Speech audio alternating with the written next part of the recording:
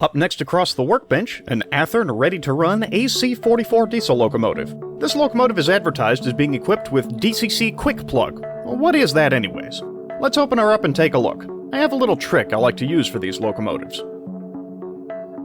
Looking at the locomotive's board, we have two places to attach a decoder. There's an 8-pin decoder plug, and then there's a blank plug attached to the end of a 9-pin plug. The blank plug is just a bridge to directly wire the lights and motor to track current. I'm going to use the 9-pin plug and show you a little trick involving a Soundtraxx decoder. Here's the basic Soundtraxx decoder I'll be using. Pause if you want to see the part number and all that. The trick I'm going to show you works for any Soundtraxx decoder set up like this, a small shrink-wrapped board with 9 wires on the end. This trick also works with the Tsunami 2200 decoders.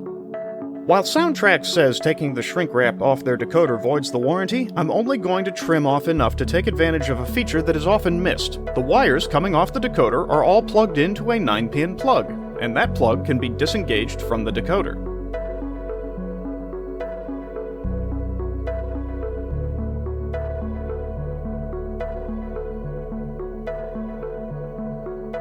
I take the blank plug off the end of the locomotive's 9-pin harness, which can be a little fiddly, and then plug the locomotive's 9-pin plug into the decoder, making sure we have everything facing the correct way.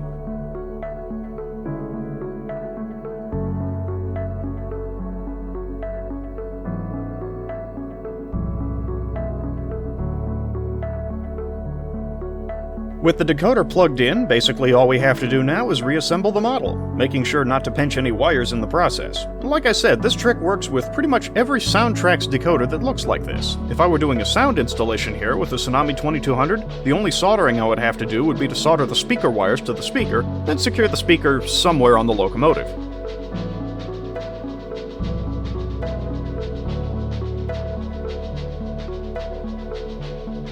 At this point, we just secure the shell back on the locomotive by putting the coupler boxes back in place. I took the liberty of putting metal KD couplers on the locomotive while I had it apart.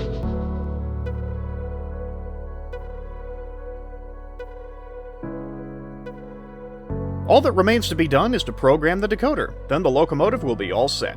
That's a full DCC installation on a 9-pin plug, no soldering. If you've ever balked at a quick plug locomotive because you weren't sure what sort of decoder it would want, balk no more, my friends. Stay safe out there, and enjoy the world's greatest hobby.